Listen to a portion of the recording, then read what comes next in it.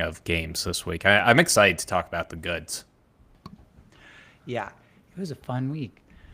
It They was. were just hitting one after the other.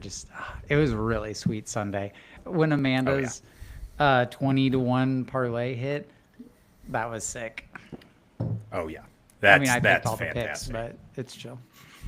That's like my third three or more leg TD parlay hit of the year. Hell yeah. Hell yeah. Well, we are officially at 6 o'clock. What are you drinking there, Scott? Vodka soda with a splash of palm.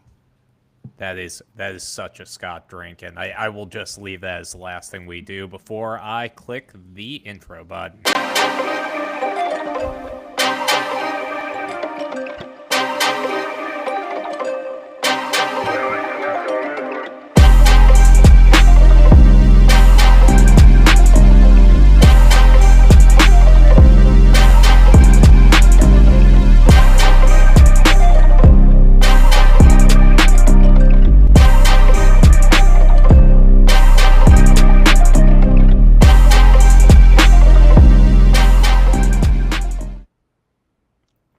Hello, hello, hello. Hope you like that intro music. We are live tonight, and we might actually have people in the chat because I posted this earlier. And I am Addi, the Duck League champ. This is the Two Guys, One Pod podcast, and I'm here with the man, the myth, the legend, the Chow Chow champ, the guy who is gracing us with his presence, even though a vodka cranberry is calling his name. How are you doing tonight, Scott? Oh man, more of a myth than a legend, but stoked to be out here. We got a full day of rain here in California, and it's been a nice change of pace and ready for another week of football. A couple of good weeks in a row now, stacking the good weeks with good wins across all platforms, getting close to the redraft playoffs. And usually I'm starting to feel burnt out around this time of year. I really think I've found the right pace to live my life surrounded by football for all 18 weeks. Ain't that the dream, man? I've been feeling the same way. Last season around this time, I was feeling burnt. Like, I definitely am feeling into it. I've been making some trades, trying to get those deadlines in. I hit one in our league, but I also hit one with JC, and we'll get into those in a bit because we definitely don't mind taking tangents here. But I am first going to call out the first League Champ sponsor of our season. Ballsville is actually hosting a $50 rest of season contest on our app. So please download the League Champ app and check theirs out. Check out Ballsville. Really cool website. They do a bunch of like guillotine, high payouts. It's kind of a combination between poker and fantasy football. Really love their team there. Just went on with them the other week. But let's get into it because I actually want to start this with some trade talk. What do you think of my trade in our league? I finally managed to move Daniel Jones. Yeah, saw the trade that you posted and the haul you really got for a player who is definitely at risk of turning into the old school Daniel Jones. So let's see, you gave up Daniel Jones, and in return you got Trey Benson, Kyler Murray, and a second round pick. Both teams pretty equal record here, both 500 or slightly below. I mean, you have extra quarterbacks on your roster. We know that Kyler Murray's a good future piece. I love Trey Benson, and then a second. I mean, who doesn't want a good second to go with that? So I was pretty stoked for you. Tried to get a little trade action going for Cam Ward. Still have an offer out there. Trying to give up a second for Ward and Bryce Young, but that doesn't count as anything. It's more like get him off the roster. So a second and a 27 third to try and get Cam Ward on what looks to be a pretty good dynasty squad I have going right now. I must say I'm very stoked. Oh, I have a feeling in the next couple of years, you and I are going to be running that league. I feel quite good about my team, and your team looks absolutely stellar. But I have another trade I want to run by you. Me and Chev just got a deal done, finally. He's been trying to get Brees Hall off my roster for a bit. I managed to get the haul of a first-round pick, Trey Benson, and Dalton Kincaid for Brees Hall in a dynasty team that is contending 8-2 right now, leading Tino 2. We'll get you in a couple of those Tino leagues. We're going to be Jersey sponsoring them this next offseason, but stands for There Is No Offseason. And True that. I have 3 first-round picks on an 8-2 dynasty team. Wow, that's awesome. I'm hyped. That's pretty Isn't awesome. that a fun trade? I like that one. It's just good to get deals done. I mean, I love Brees Hall as a long-term asset. I still don't know how to feel about him the rest of this year. I'm lukewarm thinking about trading out of him in a redraft league right now if I can get the right offer. Though that league is 3 starting running backs, so to give up any RB power is a really tough take. That's spooky. So, but hey, that team's starting to stack up. I got CMC, Brees Hall, Travion Henderson, and RJ Harvey on the same roster with Trey Benson hopefully to come off of IR. So, not bad. Yeah. Can't wait for Trey Benson to come off IR. I traded for him right before they announced that he was on IR, and it has been a painful endeavor in one of my home leagues. But speaking of bad vibes, we didn't have that many bad calls this week, so I made sure to list all of them. But we had a lot of good calls, so we're going to zip through the bad today. And I'm going to start with Cortland Sutton over 58.5. You never know when Sutton's going to do good. Bo Nix is we don't know how good Bo Nix is this year. The last Thursday night game was terrible. We've had back-to-back ones, and I'm excited to talk about tonight's terrible game because I have no takes so far, and I really need some sort of rooting interest to let me down. But hopefully I don't make too many bets in the next hour and a half, and we have a nice, peaceful Thursday night. Hell yeah, I'll try to not monologue too much because I know the phone comes out when that happens. The next one here is a bad beat. You know, as a Bears fan, it is diabolical that Caleb Williams did not have over 227 yards in that game because he had easily 350 catchable air yards in that game. The most charted PFF drops by any team in any game was the Bears last week. Screw that. We don't need to talk about it anymore. The next one was White over 44.5. I barely even remember talking about that one, so let that go. Tez Johnson didn't hit over 45.5, but he did have the 2 TDs and was able to get that into a line. So still liking Tez Johnson this week as long as Godwin doesn't actually play. Another loser of mine was Lamar over 37.5. This one was a close one, hit 37. So like to see him scrambling, looked full health. I'm actually jumping right back on that line this week, 34.5, taking on the Browns. It only takes 1 or 2 rips and Lamar will be done. So I like my money back, please. I'm doubling down on Lamar's rushing yards. Hell yeah. Looks like speaking of guys that are due, Zay, we going to do it again? I don't know. I haven't even gotten to Zay yet this week. So I think I was texting you on Saturday about the who's due list, and I got 2/3 of them right. Travion Henderson and Rome Odunze were both due, but Zay Jones still due. Still due. Yeah, still due for sure. Our last 2 bad vibes ones are Jalen Coker at over 25.5. He had some catches, but Bryce Young sucks. And terrible. Awful quarterback this year. It's been rough. But he's been good in the clutch. Hopefully that keeps turning around. But honestly, I'd love to see better for Tetaroa. And Michael Penix over 232 passing yards. I had the over in this one, and I'll be honest, I like the process. I don't love the outcome. Yeah, I saw this one coming up quite a bit, and I got on this train before Sunday morning as well. Paired it up with some Jonathan Taylor stuff, which smashed, of course, but he was inconsistent. I knew as soon as Mooney dropped that ball at the end of the 4th, that was going to pick up 15, 20 yards and get us close to this number. As soon as he dropped that ball, I said, I don't even care if we're going to overtime. We're completely screwed at this point. That was just, and it was Mooney all game. Mooney was the reason that over didn't hit single-handedly. Yeah, Mooney's a weird player because he'll have some of the most incredible plays you've ever seen in your life, and then he will drop a ball that you're like, how in the world was that the one you didn't catch? But, we have a lot of good to talk about, so let's move it straight into there. Let's start with the Bears game. We have a lot of good here. This is how I made my money this weekend. Loveland over 37.5. That one hit handsomely. Wandale over 52.5. Hit well. Swift over 54. The Rome Odunze rule of over 50, or anything under 60 yards, you got to take that over. Rome did it. So another good week of Bears bets. Yeah, it was great. I think I took the Loveland 50 plus. I didn't love his 37.5 after last week, but was able to take half a unit on the 50 plus, which hit late in the game. I really think he's ramping up to have a strong close of season. I know he's not out there on waiver wires anymore, but I was quite aggressive to him a couple weeks ago. Swift, he smashed that. I also took the Monungai side, and Same here. Saturday there was a lot of bubble around, oh yeah, Monungai, Swift still kind of banged up, and that didn't pan out whatsoever. So it was a bummer not to hit both sides of that. Rome crushed it.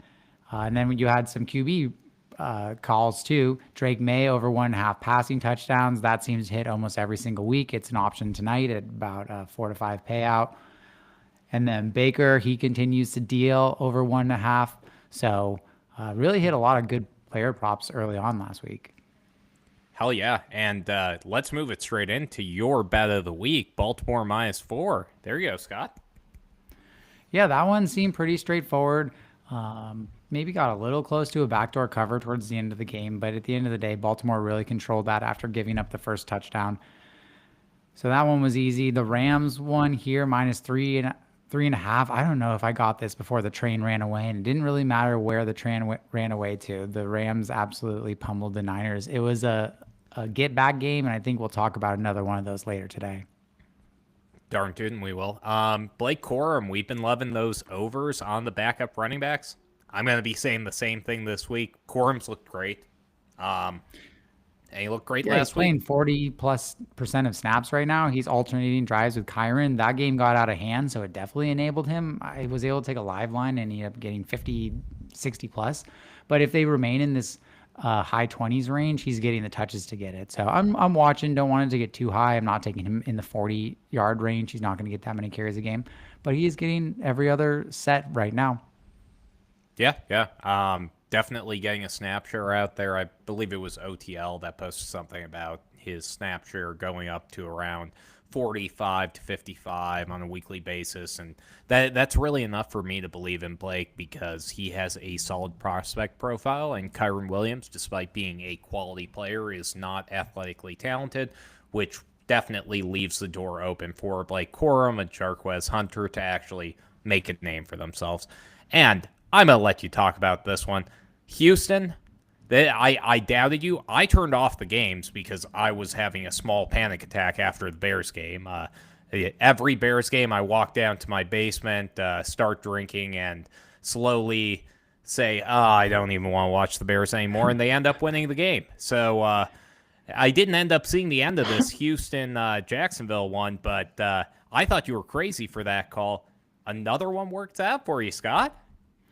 Worked out. Davis Mills got it done in the fourth quarter. I saw a post on the Jaguars Twitter being like, finish it or something. They were up so significantly at the end of the third.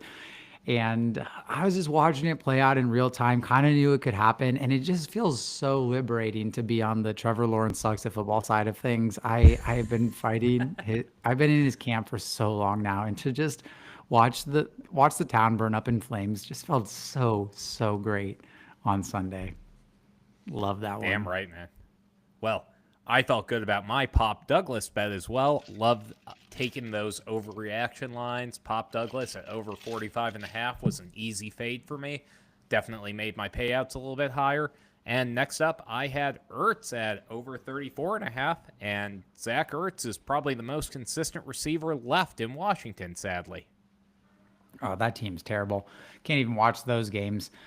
Pop Douglas, I checked his line later in the week, and you were all over it. The line had crashed about 11 yards from when you talked about it on Thursday. But had a couple of great... That's why you get on the stream early.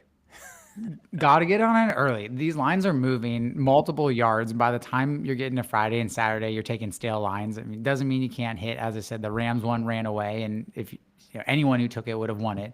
But I think last week I was talking about Nico, and he was like 68.5 during the show, and he ended up launching off over in the 70s. He hit ceiling last week. JT hit ceiling last week. Gibbs hit ceiling last week. Achan hit ceiling last week. I could say that I was on two of those, and Travion kind of came out of nowhere. So been playing the the underdog ladders. I'm sure it's an absolutely horrible way to make money, but it is sure fun to root for. I was 17 Dalton Schultz yards short from $1,000. What a freaking way to spend a Sunday morning rooting for Dalton Schultz. I was like, what can go wrong with this ladder? I got JT in the morning, and then I just need Dalton Schultz and Nico Collins to combine for 240 yards. What could go wrong? And sure enough, it actually almost went right. I love that call. I love the call. But we, despite having so many great takes, are going to break it into the news segment here. We have a bunch of players in and a bunch of players out, and all the players that are out are on my home league roster. So let's start it with Travis Hunter. We will see him next year. Got a good breakdown from Ben McCown, DPT on Twitter on the actual logistics of his injury. Sounds like they're shutting him down largely precautionary. How are you feeling about Travis Hunter as maybe a dynasty asset? Because you aren't thinking about him in redraft.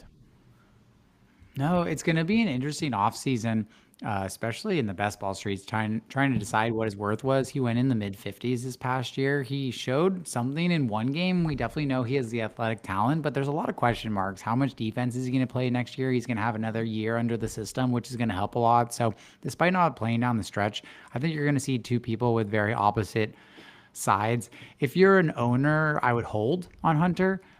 There's definitely unlimited upside there, and you're not going to get paid the value you paid during the draft. But I could see people being a buyer. I've poked around a little bit in our league. Seems like Austin's going to hold down, but I'm interested. Yeah. I don't hate that at all. I think I'm going to be buying on Hunter. I think he's going to drop to a level where I'm comfortable with him.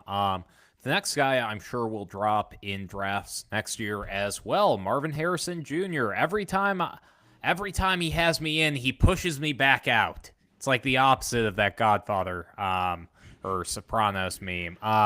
His over last week was 4.5 receptions at plus money, and he couldn't do that in a game. They got blown out, and we're back. He's just dropping balls on the sideline. Marvin Harrison. He angers me, and his appendix bursts. Of course it bursts. Yeah. I wish him a speedy recovery. We've seen a couple of these last few years. I think Austin Hooper had one midseason. These seem to usually take about 2 weeks or so of a player being out. So we're not going to see Marvin Harrison this week. I'll be curious to see if we see him play next week too. And that team's falling apart, right? Kyler Murray basically done for the year. We know Jacoby Brissett's not that good. He's been playing all right. But last week they got blown out. He had, 3-4 turnovers? I mean, he sucks. Oh, come on. I know he had a big part in that blowout, but the Seahawks are great. We can buy into the Seahawks at least. Let's move it on to Garrett Wilson here, another player on my home league team. My home league team had really good receivers like 3 days ago. Garrett Wilson is now on IR, and that leaves the Jets with Addi Mitchell and no one else. Definitely have gotten a couple trade offers for my Addi shares. I believe in him pretty fervently. I thought he was a fantastic college prospect, but Garrett Wilson, I wouldn't be shocked if they shut him down this year. I think he's done for the year too. No reason to rush him back. We did see Breece Hall play down the stretch last year despite being injured, but they already brought him back to get re-injured once. 4 weeks from now is week, so 11 to 14. 15. He'll be out. 14 or 15, yeah. Yeah. So he'll be back 15, 16, 17, 18 for a team that's completely eliminated.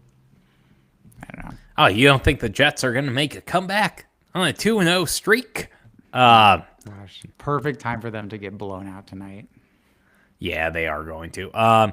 Next up, we got Kincaid. He is likely out this week. Hasn't practiced at all.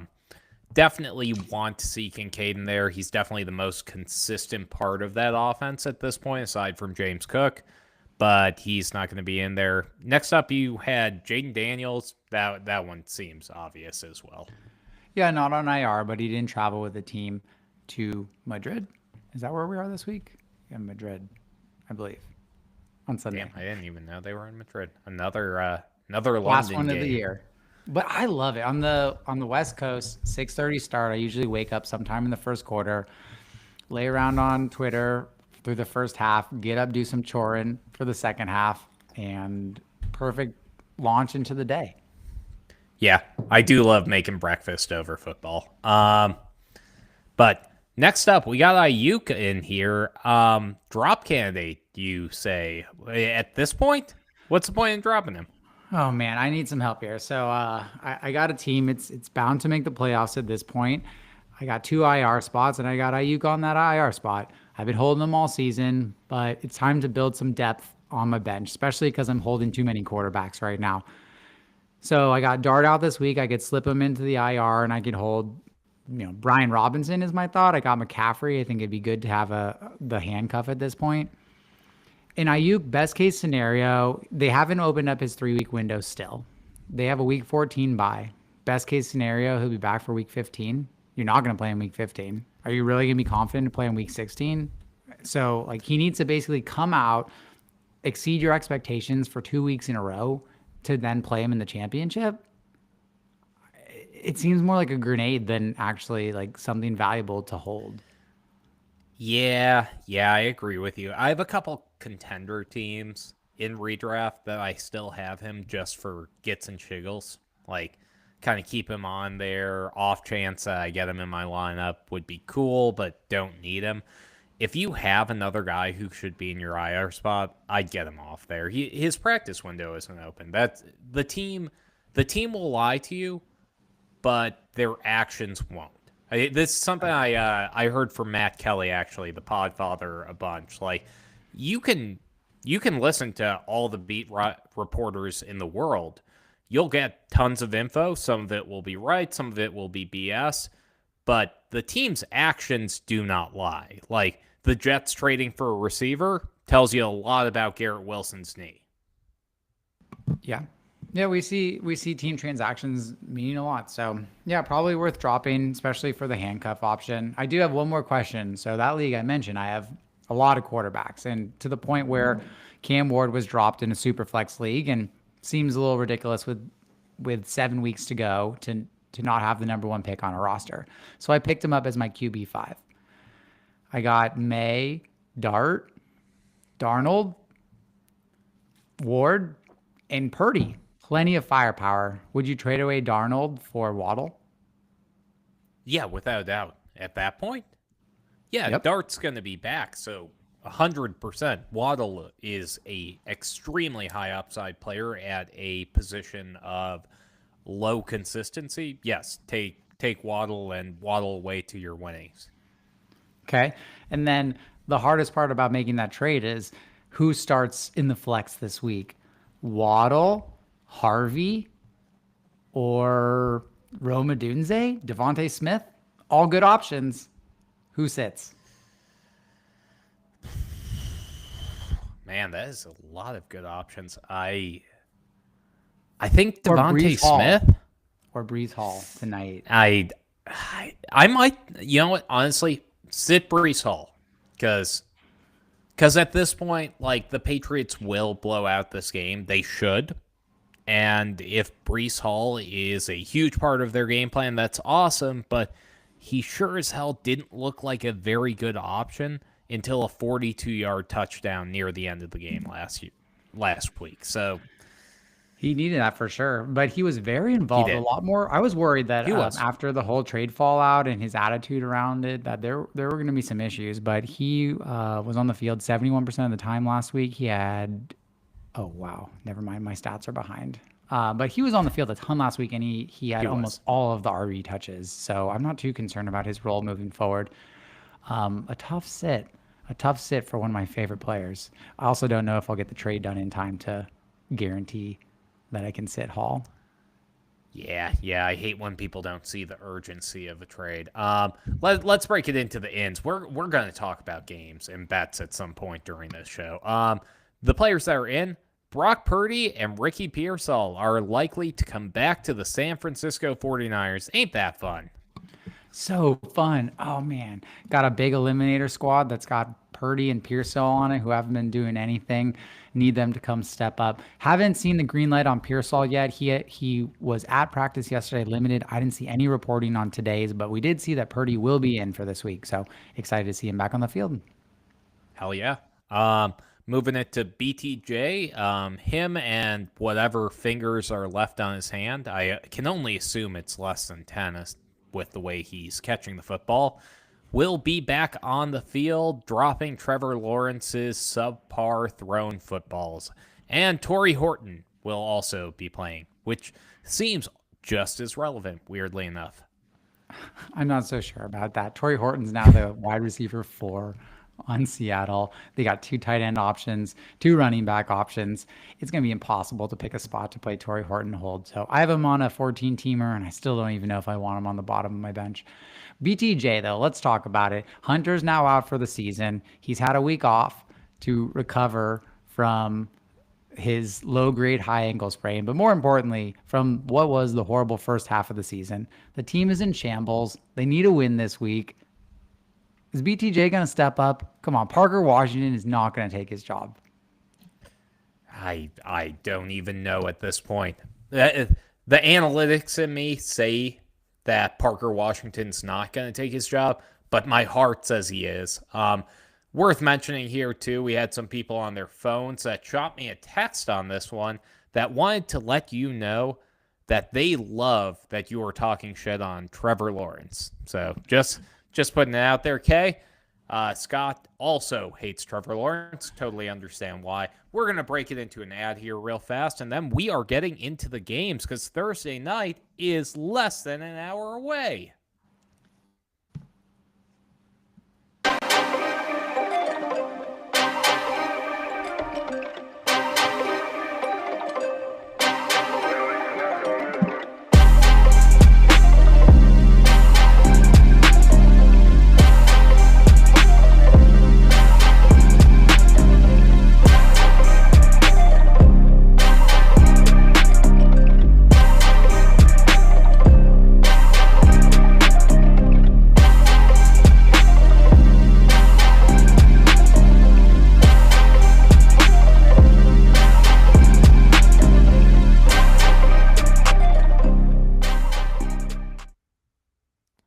That's always fun.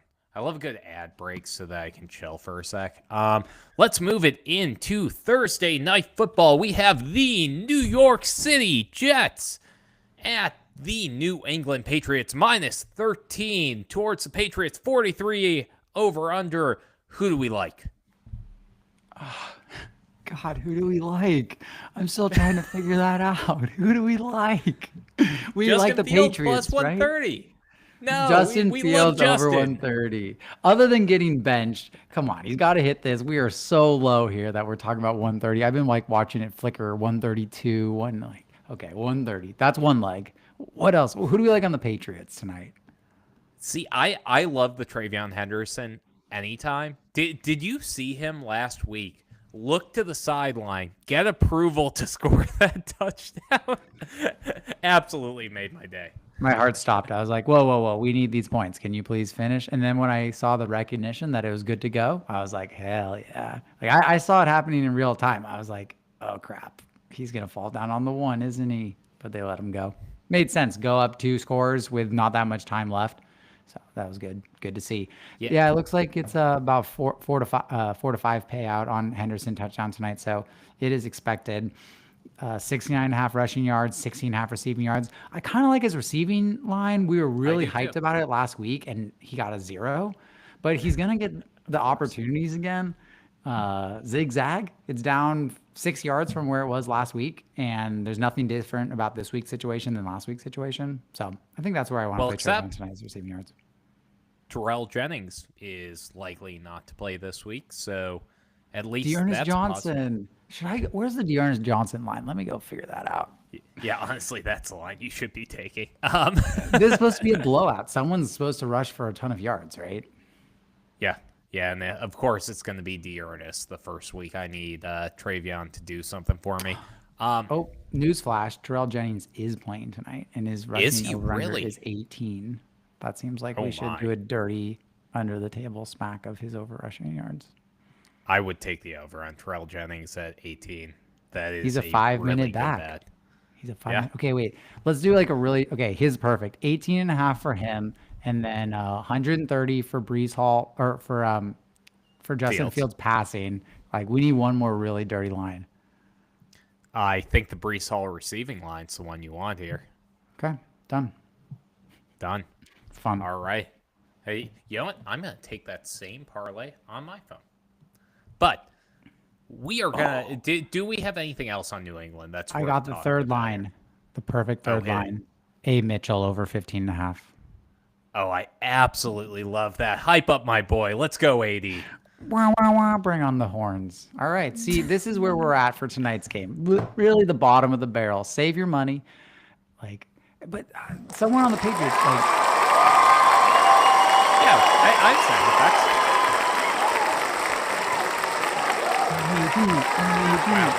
understand. Wow, 36 seconds of that.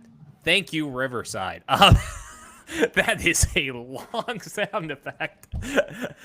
I was about to hype up myself on my work as a producer, and I am just going to leave that alone. I agree with you. Addi is good. Addi is good. I'm going to put way too much money on Addi tonight. He is a perfect Scott bet way too much kind of last second swing. So, oh, hell yeah. Love that. And I am going to certainly do the same here.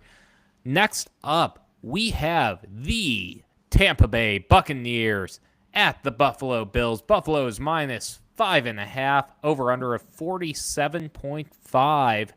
And both of these defenses have sucked.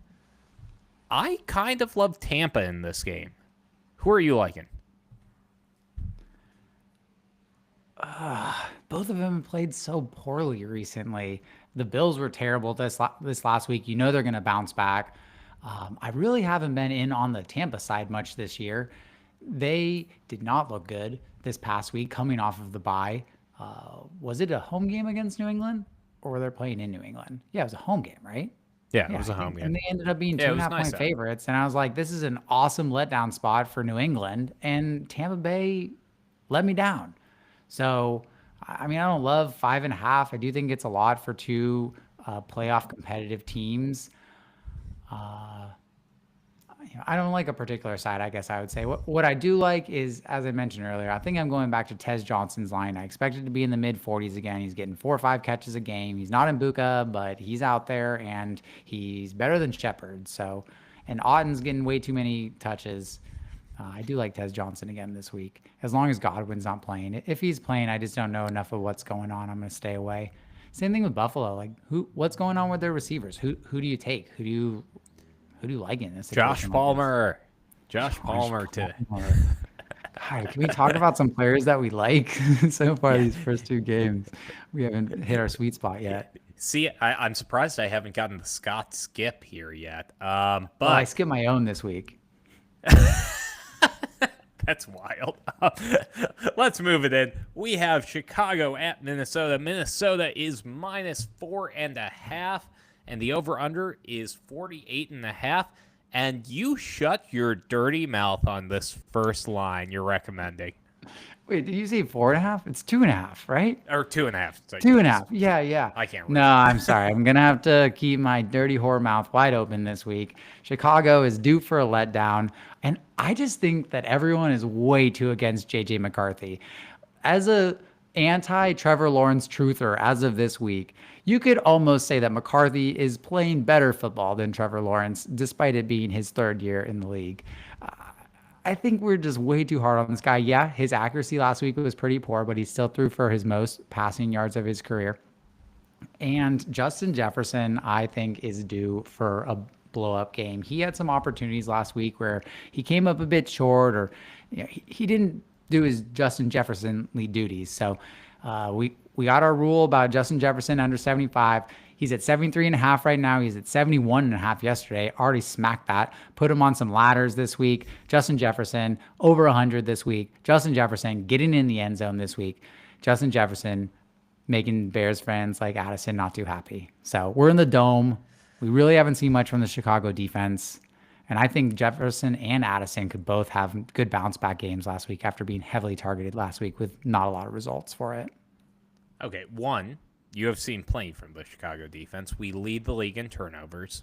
But, dude, you're entirely correct. Justin Jefferson is going to tear us to shreds. This will not be a fun week to watch the Bears secondary, or what's left of it, play against Justin Jefferson. This is really a game the Bears need to win in order to keep their playoff hopes alive, because if you look at the rest of their schedule, they have an absolute gauntlet of teams coming up, all winning records aside from the Cleveland Browns for the next 8 weeks with 2 games against the Pack. So it is not going to be a very fun 8 weeks if they can't pull this one out. Hopefully we see Chicago put together. I don't like the Chicago lines coming off of the big win there, but, the Rome rule still applies. He's at 59.5. Screw it. I'd take that over. Love the thanks, Dad, from him after the game. Thought that was funny as all hell. But let's move it into the next one here. The Unk Bowl is back in town. Cincinnati versus Still two Pittsburgh. Uncles. Still two. Uncles. Yeah, this is they're another just one getting older. I want to write skip next to this one too. I can't believe the over-under is 49, but it totally makes sense after we saw what these teams did last time. And I see you like Cincinnati this week. Tell me more. Tell me more. They already won the first one. They did. And they're at Pittsburgh. Pittsburgh looked absolutely dysfunctional against the Chargers. We saw Khalil Mack sack Aaron Rodgers in the end zone. You'll always have my heart, Mac. And, I didn't see enough from Pittsburgh to think that they were a competent enough defense to fully stop the Cincinnati passing offense, which makes me think that Joe Flacco's got a shot. Joe Flacco's been putting it together since he's been a Bengal, and I think the team's definitely motivated by Burrow's return. I mean, they are technically still in the divisional race. I think the favorite right now, and quite substantially, is the Ravens, who don't even have a 500 record, right? So they one game back of the Ravens. Yeah, so they're one game back of the Ravens, and I think they play each other twice down the stretch this year. With Burrow talking about coming back week 13 for Thanksgiving, they got 2 more weeks to make it through. Pittsburgh has looked atrocious. I like Pittsburgh at home, but I see where you're coming from with the Cincinnati plus 5.5. Yeah. And on the other side of this, last time they played, DK Metcalf had an absolute stinker of a game. But DK Metcalf has been coming off a stinker, and even in that game, Aaron Rodgers looked fantastic. He just got all of his passing to the tight ends because Arthur Smith's wet dream is to play absolutely no receivers on any given play. I think DK Metcalf plus 55 is a pretty safe bet this week. I think it's going to be high scoring, so I'm happy to be back on the side of DK Metcalf this week after kind of leaning the unders, or at least not leaning the overs the past couple weeks. We've been dying to be back on DK Metcalf. I know he was one of your guys going into the season. I'm looking at his game log right now. Not good. Highest game targeted was 9 targets against Cleveland. He's broken 100 yards once this year. He's broken 70 yards 3 times this year. And you said 55.5. He has only done that 3 times, but it is against the Bengals. They do stink. And he has now played 2 bad games in a row. It would be unlike DK to allow that to be continued. I think he's due. When's the last time he had a touchdown? 3 weeks ago against Green Bay. So add him to the do list. He's on the do list. Where he is on our do list. Don't miss out. All right. We have the LA Rams at -3 at the Seattle Seahawks. And I didn't put the name next to the second bet because you're going to be mad at me. But I have the under on JSN because it is 105. Holy shit. Wow, that is crazy. I saw it and I was like, is that a rushing plus receiving combined yard? I hadn't even thought through who it could be. 104.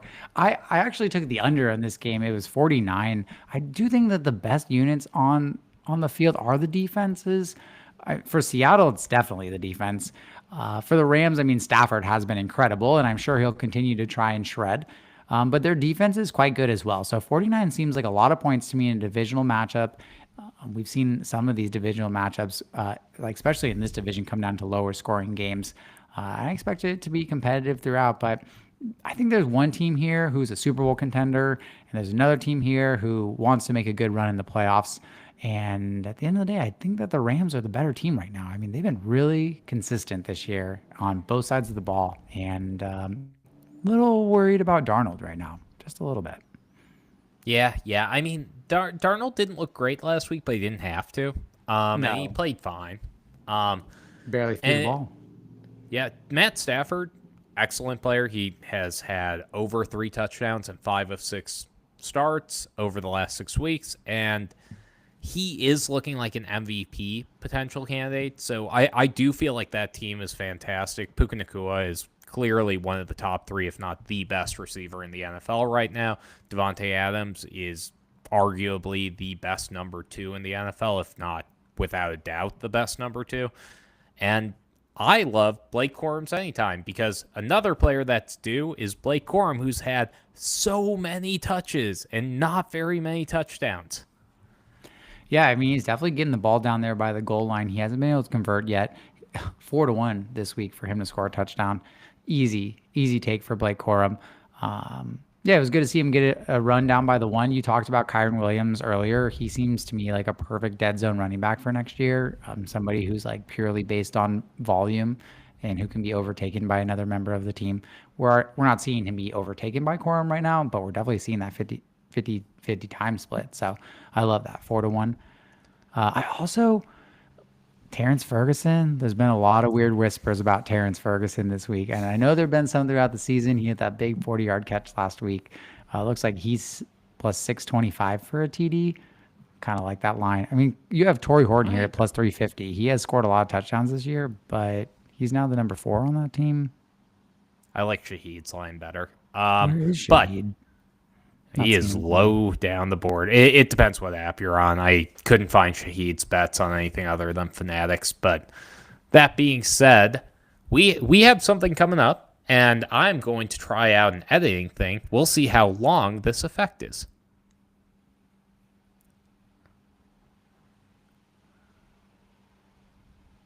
Are you going to play? No? Okay.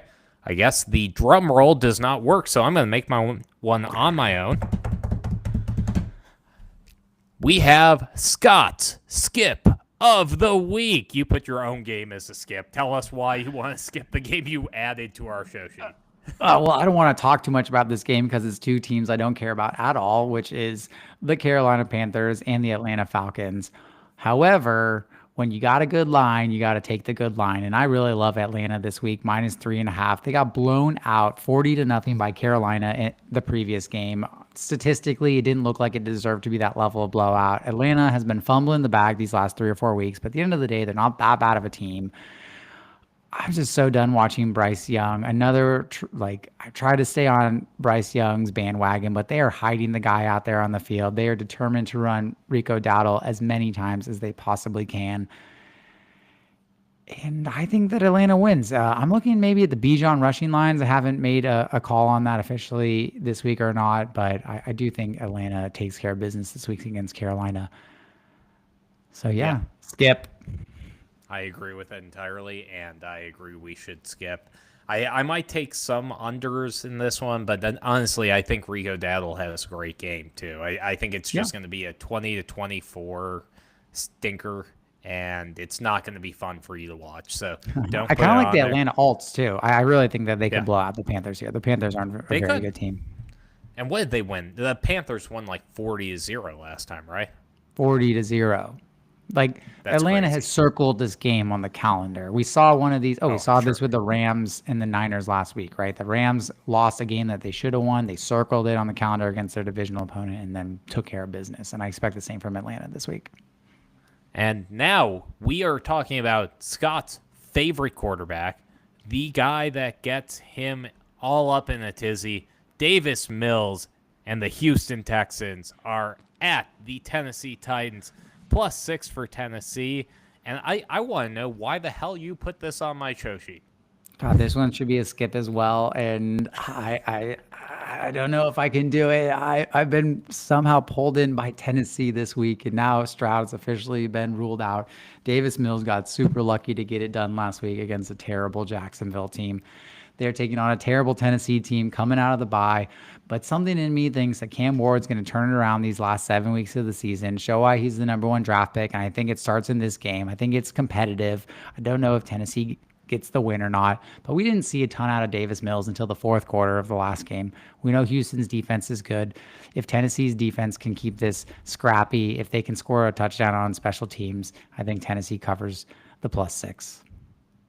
Yeah, I think they might be able to. I think this game's going to be a stinker. I don't want to watch it, and I don't want to bet on it because I don't want to watch it. But Tony Pollard, please save me. You're my last hope in a couple leagues. Let's move it on to a game we are actually both excited for. I appreciate you bringing this down the show sheet because we need this energy to end out this pod. Detroit at Philadelphia, -2.5 to Philadelphia. And the cheaters that they are getting the tush push every freaking play. 46.5 over under. I love Detroit in this one. I think Philly's going to get smacked. I didn't think they looked any good last week. How did you feel about it? I feel like this is how Philly looks, and they just get it done whatever way it takes. I think this week is going to take more of a shootout. Last week took more of a grinded out. And I think that this game is a coin toss. I was looking at this in a pick'em with my buddy Dan earlier, and in like a straight up money line pick'em, more people are taking Detroit than Philly. So you're on the public side, but we are still seeing Philly as a 2.5-point favorite. So I'm just looking forward to watching it. Just like when in the Philly Green Bay game, I didn't take a side, I didn't touch the total. I'm just excited to watch it, and I think that there's an explosion coming in this game this week. Yeah, I mean, I would agree, and I think it's going to come from Jameson Williams. Who are you talking about? No. I think this week is Amon-Ra's week. We've been hearing a lot about Jameson Williams, and I came into the season pretty hot on him. It was awesome to see him take care of business last week, though he almost cost me a David Montgomery 3-leg parlay by dropping some pass he didn't care about at the end of the game. Thank goodness they got one more drive and took care of business. But no, enough with J-Mo. He'll come back in a couple weeks when they get back in the dome. But this week, Amon-Ra eats. He crosses 100. We see at least one TD out of him. And in terms of the players I'm laddering this week, I love Amon-Ra as one of those. Yeah, I think Amon-Ra's a safe bet this week too, and I think his line is dropped enough that it feels like a very easy call. At 77.5, that's easy money. Let's move it into the props here. Why are you all over the Josh Jacobs over? I haven't seen a lot from him to make me really confident in the Green Bay offense. Josh Jacobs got it done last week against the Eagles. I was in on him on Sunday night when I noticed, or on Monday night when I noticed that his line was in the mid-60s. He was easily able to cross the 70s. That team is still dedicated to running the ball. They've lost their two previous games, and now they're taking on the Giants in MetLife. I think Jacobs is good. I think he's going to get the ball a bunch of times. I think that Green Bay is going to take care of business this week. It was good to see Jacobs come off the injury report late last week, and it showed in his snaps and his touches. He really did get all the touches in that game, and he is back to full health. His line has been in the mid-80s. I hadn't seen it posted on my book yet, but I have seen it on a couple of the different apps. I do like Josh Jacobs a ton this week against what's been a really terrible New York Giants run defense. Yeah, we just saw the Bears tear up the Giants defense, and I think that the Packers will do the same. But speaking of the Bears, our Rome rule applies. He may be just at 59.5, but that is less than 60. I'm taking that over 4.5 receptions too. You know, we saw what happens when they give Rome a lot of targets. He catches it 90% of the time more often than Olamide Zaccheaus. So screw it. Throw it to Rome.